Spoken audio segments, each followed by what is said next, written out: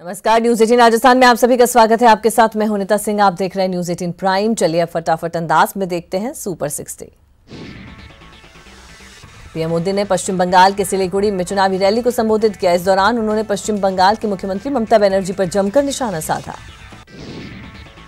PM ने कहा कि दीदी ने पश्चिम बंगाल के 70 लाख से ज्यादा किसान परिवारों के विकास पर भी ब्रेक लगा दिया है। पीएम मोदी ने कहा कि ममता गरीबों का भला नहीं होने देना चाहती। अगर गरीबी खत्म हो जाएगी तो उनकी राजनीति खत्म हो जाएगी। पीएम मोदी ने कहा कि काफी अड़चनों के बाद भी आपका ये चौकीदार पश्चिम बंगाल के विकास के लिए लगातार कार्य कर रहा है। ये चाय वाला यहाँ के चाय बागानों में काम करने वालों के लिए भी पूरी तरह से समर्पित है। वहीं पश्चिम बंगाल की सीएम ममता बनर्जी ने पीएम मोदी पर पलटवार किया और कहा कि पीएम ने जो सिलीगुड़ी में कहा वो सब झूठ है। ममता ने पीएम से सवाल किया कि उन्होंने पिछले 5 सालों में क्या किया। सिलीगुड़ी के पहले पीएम मोदी ने अरुणाचल के पासीघाट में जनसभा को संबोधित किया। पीएम मोदी ने कहा कि इस बार का चुनाव संकल्प और साजिश के बीच का चुनाव है। ये भरोसे और भ्रष्टाचार के बीच का चुनाव है। पीएम मोदी ने कहा कि आपके मजबूत विश्वास का ही नतीजा है कि आज अरुणाचल में शिक्षा और स्वास्थ्य को लेकर अनेक संस्थान बन रहे हैं। आपके विश्वास का ही परिणाम है कि आजादी के 7 दशक बाद अरुणाचल के सभी गांवों तक बिजली पहुंच पाई है। पीएम मोदी ने जनसभा को संबोधित करते हुए कहा कि कांग्रेस का घोषणा पत्र ढकोसला पत्र है, झूठ की भरमार है। चुनाव आयोग ने फिल्म पीएम नरेंद्र मोदी की रिलीज पर रोक लगाने से मना कर दिया है। आयोग ने कहा कि सीबीएफसी पर मामले पर अंतिम निर्णय लेगा। नमो टीवी चैनल और नमो ऐप पर चुनाव आयोग ने सूचना प्रसारण मंत्रालय की रिपोर्ट मांगी है। कांग्रेस और आम आदमी पार्टी की शिकायत पर यह एक्शन लिया गया। नमो टीवी चुनाव आचार संहिता के दौरान लॉन्च हुआ था। उत्तरकाशी में बीजेपी अध्यक्ष अमित शाह ने जनसभा को संबोधित किया और कहा कि उत्तराखंड विकास के रास्ते पर चल पड़ा है। शाह कांग्रेस पर वार करते हुए बोले कि कांग्रेस 70 साल से गरीबी नहीं हटा पाई है। अफस्पा में संशोधन के बाद कांग्रेस के वादे को रक्षा मंत्री निर्मला सीतारमण ने गलत बताया। सुरक्षा बलों का मनोबल गिरने की बात कही। उन्होंने कहा कि इससे आतंकियों को फायदा मिलेगा। उत्तर प्रदेश के रामपुर से बीजेपी प्रत्याशी जयप्रदा ने अपने जन्मदिन के मौके पर नामांकन दाखिल कर दिया। इस मौके पर उन्होंने कहा कि मुझे गर्व है कि बीजेपी ने मुझे रामपुर से प्रत्याशी बनाया है।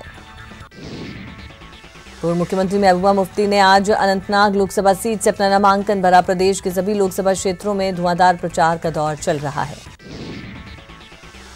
कांग्रेस अध्यक्ष राहुल गांधी 4 अप्रैल को केरल के वायनाड में पर्चा दाखिल करेंगे। राहुल के साथ उनकी बहन प्रियंका गांधी भी रहेंगी। बीजेपी नेता सुब्रमण्यम स्वामी ने कांग्रेस के घोषणा पत्र पर सवाल उठाए। स्वामी ने कहा कि हर गरीब को 72,000 देने का मतलब हर साल 4 लाख करोड़ रुपए होता है और ये आंकड़ा इनकम टैक्स रेवेन्यू से भी अधिक है। इतना पैसा कहां से आएगा? बीजेपी ने आज अपनी 16वीं लिस्ट जारी की है, जिसमें यूपी के 5 समेत कुल 6 कैंडिडेट्स के नाम हैं। आजमगढ़ से बीजेपी ने भोजपुरी सुपरस्टार दिनेश लाल यादव निरहुआ पर दांव खेला है। निरहुआ यहां अखिलेश यादव से मुकाबला करेंगे। बिहार के सीएम नीतीश कुमार ने आज बांका लोकसभा क्षेत्र के जेडीयू उम्मीदवार गिरिधारी यादव के पक्ष में चुनावी सभा को संबोधित किया। मुख्यमंत्री नीतीश कुमार ने विकास के नाम पर लोगों से वोट मांगे। यूपी के बहराइच और लखीमपुर खीरी में डिप्टी सीएम केशव प्रसाद मौर्य की सभाएं हुई, जहां उन्होंने अखिलेश और मायावती पर हमला किया और कहा कि इनकी सरकार में सिर्फ घोटाले हुए हैं। जो काम पिछले 15 सालों में नहीं हो सका, हमने 2 साल में कर दिखाया। बिहार के पटना में कांग्रेस के मैनिफेस्टो पर पूछे गए सवाल पर तेजस्वी यादव ने चुप्पी साध ली। उन्होंने कहा कि हम लोग मुद्दों पर बात करना चाहते हैं। बिहार में आरएलएसपी अध्यक्ष उपेंद्र कुशवाहा 2 सीटों से चुनाव लड़ेंगे। कुशवाहा काराकाट के साथ ही उजियारपुर से भी चुनावी ताल ठोकेंगे। बिहार के बेगूसराय से सीपीआई कैंडिडेट कन्हैया कुमार ने बीजेपी उम्मीदवार गिरिराज सिंह पर हमला करने का आरोप लगाया है। कन्हैया ने कहा कि वीडियो से साफ है कि हमला करने वाले गिरिराज सिंह के लोग हैं। वहीं गिरिराज सिंह ने कन्हैया का नाम लिए बगैर उन पर जमकर हमला बोला। गिरिराज ने कहा कि बेगूसराय में उनकी लड़ाई देश को तोड़ने वालों से है। एक बार फिर न्यूज 18 की खबर पर मुहर लगी है। जेएमएम ने झारखंड में 4 प्रत्याशियों के नाम घोषित किए हैं। कांग्रेस ने झारखंड की 3 सीटों के लिए उम्मीदवारों का ऐलान कर दिया है। रांची से सुबोधकांत सहाय, लोहरदगा से सुखदेव भगत और सिंहभूम से गीता कोड़ा को प्रत्याशी बनाया गया है। मध्य प्रदेश में बीजेपी और कांग्रेस की लिस्ट का इंतजार बढ़ रहा है। यहां कांग्रेस में 3 सीटों पर पेंच फंसा है। बीजेपी की 11 सीटों के दावेदारों के नामों पर भी सस्पेंस बना है। भोपाल में कांग्रेस की थीम सॉन्ग लॉन्च हुआ। सीएम कमलनाथ ने इस थीम सॉन्ग को लॉन्च किया। मध्य प्रदेश के छिंदवाड़ा में कलार समाज के सम्मेलन में बीजेपी विधायक मुनमुन राय ने सीएम कमलनाथ की जमकर तारीफ की और इतना ही नहीं, बीजेपी विधायक ने सीएम कमलनाथ को अपना गार्जियन कहा। एमपी के पूर्व सीएम शिवराज सिंह ने राहुल गांधी को इंटरनेशनल झूठा बताया। शिवराज ने कांग्रेस पर कर्जमाफी और शराबबंदी के झूठे वादे करने का आरोप लगाया। शिवराज चुनाव प्रचार के लिए नक्सलगढ़ में पहुंचे थे। छत्तीसगढ़ के सीएम भूपेश बघेल ने बीजेपी प्रदेशाध्यक्ष विक्रम उसेंडी पर निशाना साधा। सीएम ने उसेंडी पर नक्सलियों से साठगांठ का आरोप लगाया। कांग्रेस ने ओडिशा से लोकसभा चुनाव की सीट के लिए एक उम्मीदवार का नाम जारी किया। इसके अलावा ओडिशा विधानसभा चुनाव के लिए 9 उम्मीदवारों की लिस्ट जारी की गई। कांग्रेस को चुनाव आयोग से बड़ा झटका मिला है। आयोग ने राफेल पर जानकारी का इस्तेमाल नहीं करने के निर्देश जारी किए। कांग्रेस के 6 वीडियो विज्ञापन पर भी रोक लगाई गई है। काला हिरण शिकार मामले और आर्म्स एक्ट मामले को लेकर आज स्थगित हुआ। अब सुनवाई 4 जुलाई को होगी। सलमान खान को अगली सुनवाई में जिला एवं सत्र न्यायालय जोधपुर में मौजूद होना होगा। भीलवाड़ा में प्रतापनगर पुलिस ने 21 लाख 12 रुपए के एक आरोपी को गिरफ्तार किया है और साथ ही 648 ग्राम सोना भी बरामद किया। पुलिस आरोपी से फिलहाल पूछताछ कर रही है। चित्तौड़गढ़ की आबकारी पुलिस ने 31 मार्च के बाद अवैध रूप से संचालित हो रही शराब ठेकों पर दबिश देते हुए लाखों रुपए की अवैध देसी शराब जब्त की और आरोपियों को भी हिरासत मिली। शराब की दुकान से 753 कार्टन शराब भी जब्त की गई। बांसवाड़ा की कलिंजरा पुलिस ने करीब 2 लाख की अंग्रेजी शराब जब्त की है। साथ में पिकअप वैन को भी कब्जे में लिया। लोकसभा चुनाव को लेकर पुलिस की मुस्तैदी की वजह से ये कामयाबी मिली। कोटा के कोर्ट ने रेप के आरोपी को 10 साल की सजा सुनाई है। साथ ही 25,000 का जुर्माना भी लगाया। ये मामला 2016 का है जिसमें 10 साल की मासूम के साथ रेप किया गया था। करौली के टोडा भीम कस्बे में चोर घर का ताला तोड़ नकद राशि सहित लाखों रुपए के जेवरात चुरा कर फरार हो गए। चोरी के दौरान पीड़ित परिवार के सभी सदस्य पास ही में अपने दूसरे घर में सो रहे थे। सिरोही के स्वरूपगंज गायत्री मंदिर में चोरों ने अपना हाथ साफ कर दिया। चोरों ने चांदी के आभूषण सहित दानपात्र को चुरा लिया। चोरों ने मंदिर में लगे सीसीटीवी कैमरे की लाइट भी काट दी। करौली के मासलपुर कस्बे में एक तालाब में 8 साल के बच्चे की लाश मिलने से सनसनी फैल गई। प्रिंस नाम का ये मासूम मंगलवार की शाम 4 बजे से लापता था। पुलिस अब इसकी तफ्तीश कर रही है। बीकानेर में बेकार पड़े ट्रेन के एसी कोच में एक शख्स की लाश मिलने से सनसनी फैल गई। ये लाश 10 से 12 दिन पुरानी बताई जा रही है। मृतक की शिनाख्त नहीं हो पाई है। पुलिस जांच में जुटी है। बारां के नेशनल हाईवे 27 पर कानपुर से अहमदाबाद जा रही एक निजी ट्रैवल की बस और ट्रक में भिड़ंत हो गई, जिसमें बस चालक और खलासी घायल हो गए और बस में करीब 60 से 70 यात्री सवार थे। दौसा के महुआ मंडावर रोड पर एक ट्रॉले ने बाइक को टक्कर मार दी, जिसमें बाइक सवार पति पत्नी की मौत हो गई। बाइक सवार दंपति भरतपुर से दौसा जा रहे थे।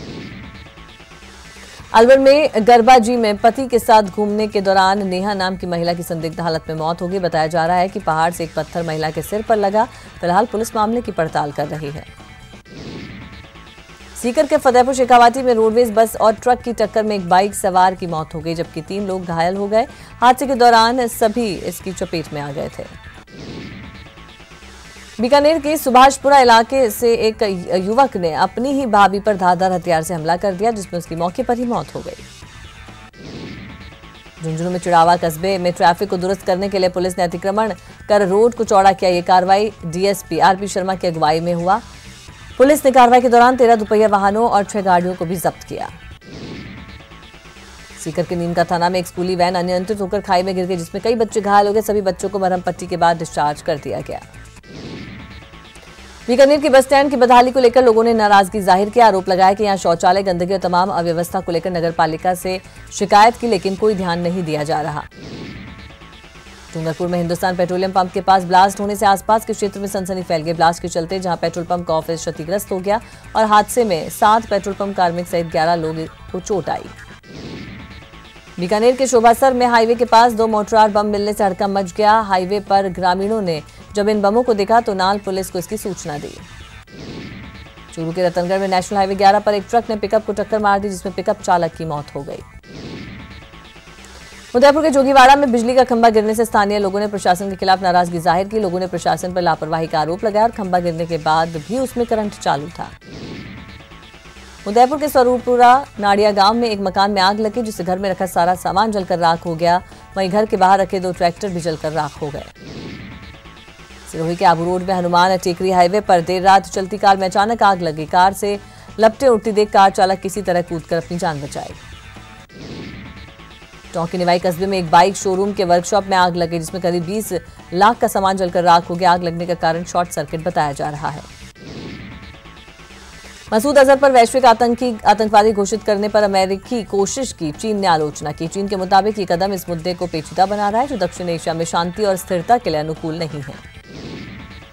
मलेशिया के पूर्व प्रधानमंत्री नजीब रजाक ने कहा है कि उन पर लगे भ्रष्टाचार के आरोप गलत है और वो मनी लॉन्ड्रिंग के 7 आरोपों में बेकसूर है। अल्जीरिया के 82 साल के बुजुर्ग राष्ट्रपति अब्देल अजीज बोटेफ्लिका ने संविधान परिषद को अपना इस्तीफा सौंप दिया है। अब्देल अजीज का ये इस्तीफा सेना के दबाव के बाद आया। पाकिस्तान के विदेश मंत्री शाह महमूद कुरैशी ने भारत पर लॉबिंग का आरोप लगाया है। कुरैशी ने दावा किया है कि भारत की लॉबिंग से पाकिस्तान को वित्तीय कार्यबल की तरफ से काली सूची में डाला जा सकता है। पाकिस्तान इन दिनों महंगाई की मार से जूझ रहा है। महंगाई ने यहां पिछले 5 सालों का रिकॉर्ड तोड़ दिया है। नवंबर 2013 के बाद पाकिस्तान की मुद्रास्फीति दर 9.41 पर पहुंच गई है। पिछले साल दुनिया के 53 देशों में 11.3 करोड़ से अधिक लोग युद्ध और जलवायु आपदाओं की वजह से खाने की कमी का शिकार हुए और इससे सबसे अधिक प्रभावित अफ्रीका रहा। यह रिपोर्ट FAO ने जारी की है। भारत के HS प्रणॉय को मलेशिया ओपन बैडमिंटन टूर्नामेंट के पहले दौर में हार का सामना करना पड़ा। थाईलैंड के खिलाड़ी ने 3 गेमों तक चले मुकाबले में प्रणॉय को 12-21, 21-16, 21-14 से मात दी। महान फुटबॉल खिलाड़ी पेले ने कहा है कि फ्रांसीसी स्टार किलियन एम्बाप्पे एक शानदार खिलाड़ी बन सकते हैं। पेले के मुताबिक अगर Mbappe French league 1 club PSG छोड़कर कहीं नहीं गए तो वो दुनिया के श्रेष्ठ खिलाड़ी के रूप में उभरकर सामने आएंगे। रॉयल चैलेंजर्स बेंगलुरु के कप्तान विराट कोहली ने कहा है कि उनकी टीम की हालत खराब है। कोहली ने आने वाले मैचेस में टीम में बदलाव के संकेत दिए हैं। सौरव गांगुली हितों के टकराव में घिरते दिखाई दे रहे हैं, जिसके बाद BCCI जस्टिस DK जैन ने गांगुली से CAB का अध्यक्ष रहते हुए दिल्ली कैपिटल्स के सलाहकार की भूमिका के रूप में अपनी स्थिति स्पष्ट करने को कहा है। न्यूजीलैंड ने क्रिकेट वर्ल्ड कप के लिए 15 सदस्यीय टीम का ऐलान कर दिया है। टीम में युवा टॉम ब्लंडेल को रिजर्व विकेटकीपर के रूप में शामिल किया गया है। टीम की कमान केन विलियमसन के हाथ में होगी। IPL के मैच पर सट्टा लगाने के आरोप में वडोदरा पुलिस ने भारतीय महिला क्रिकेट टीम के कोच को गिरफ्तार किया है। वडोदरा पुलिस ने तुषार आरोठे को गिरफ्तार किया है, जिन्होंने पिछले साल जुलाई में कोच पद छोड़ दिया था।